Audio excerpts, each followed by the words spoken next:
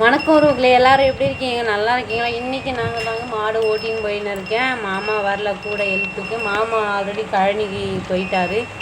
1 2 இல்லைங்க, 4 மாடு நம்ம தாங்க இழுத்துன்னு போனோம். முன்னவாது பரவாயில்ல, மாமா வந்து ஹெல்ப் பண்ணார். இப்போ நம்ம மறிக்கணும் தான் போகணும். அத்தையும் வேலைக்கு போயிட்டாங்க.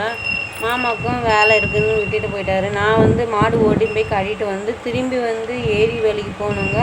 ஏரி வேலைக்கு போயிட்டு வந்து மெடிக்கல் ஷாப் வேலைக்கும் போகணும். இன்றைக்கி நம்ம ஒர்க்கு பிஸி தாங்க. பாருங்கள், மாடு எல்லாம் ஓட்டின்னு வந்த 3 கிலோமீட்டர் ஓட்டின்னு வந்த களைப்பெல்லாம் அது எல்லாருமே தண்ணி குடிச்சின்னு இருக்காங்க. நமக்கு தான் தண்ணி இல்லை, வேறு வழி இல்லை. நம்ம என்ன பண்ண முடியும்? கழனிக்கு போனால் தாங்க தண்ணி குடிக்க முடியும். அங்கே குழா தண்ணியெல்லாம் கிடையாது. நம்ம பம்ப் செட்டு போட்டால் பம்ப் செட்டு தண்ணி தாங்க குடிக்க முடியும்.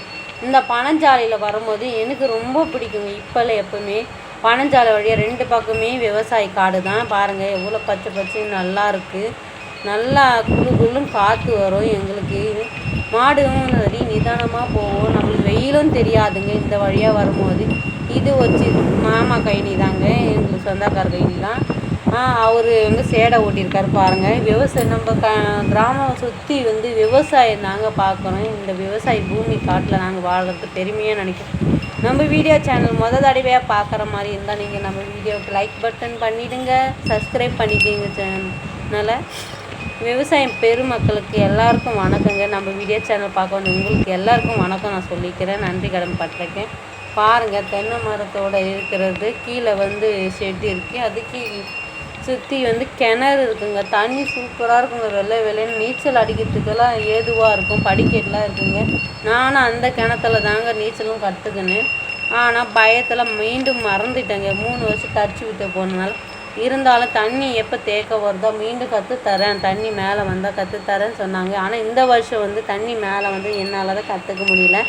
இந்த பாருங்கள், சுற்று வட்டாரத்தில் வீடே கிடையாது. 3-4 கிலோமீட்டர் வடக்கால கிழக்கால தெற்கால மேற்கால. ஆனால் இந்த ஒரு ஓட்டு வீடு மட்டும் ஒரு பாட்டி இருந்தாங்க. வயசான பாட்டி தான், 80 வயசு இருக்கும். அவங்களுக்கு இப்போ அடிப்பட்டுடுவே அந்த ஓட்டு வீட்டில் ஆள் இல்லை. அதனால் வீடு பூட்டி கிடக்குது. இப்போ நம்ம கழனிக்கு வந்தாச்சுங்க. எல்லா மாடும் பிடிச்சி கட்டியாச்சு. அதுக்குள்ளே என் கணவர் வந்துட்டார். அவரு நெல் நேற்று தாங்க விட்டுருக்கு. என்ன நெல் நேற்றுனா குண்டு நெல்லுங்க. தண்ணி பாய வைக்கிறதுக்காக வந்திருக்கோங்க. தண்ணி மடம் மாறத்துக்கு ஃபுல்லாக சேடை ஓட்டணும். இந்த வீடு ஆல்ரெடி நான் 2 நாளைக்கு முன்னாடி எடுத்த பதிவு தாங்க. தண்ணி பாய வைக்கிறதுக்காக அவர் வந்திருக்காரு. ஃபுல்லாக சேடை ஓட்டணும். ஆனால் சேடையெல்லாம் ஓட்டியாச்சுங்க. இப்போ நான் எடுத்த வீடியோ சேடை ஓட்டலாம். ஆனால் நேற்று முந்தா நேரத்தில் சேடை ஓட்டியாச்சுங்க. அந்த வீடியோ என்னால் பதிவு போட முடியலைங்க, எனக்கு நேரம் இல்லை. அதுக்குள்ளே என் கணவர் வந்து பம்ப் செட்டில் போய் தண்ணி விட்டுட்டு தண்ணி மடம் மாற்றினார். தண்ணி பாஞ்சின்னு இருக்குது பாருங்கள். தாகம் தாங்க முடியல, தண்ணி குடிக்கணும்னு சொல்லிட்டு அவர் எப்படி குடிக்கிறாரு பாருங்க. இப்படி தாங்க கையால் மொண்டு நாங்கள் குடிப்போம். குழா தண்ணிலாம் எங்களுக்கு கிடையாது. சுற்றி பாருங்கள், சேடை ஓட்டுற வேலை இருக்குது, அண்டா வெட்டுற வேலை இருக்குது. குண்டு நெல் நாற்று. எங்களுடைய விவசாயம் பிடிச்சிருந்தா லைக் பண்ணுங்கள் உறவுகளே. வீடியோ ஸ்கிப் பண்ணாமல் பாருங்கள்.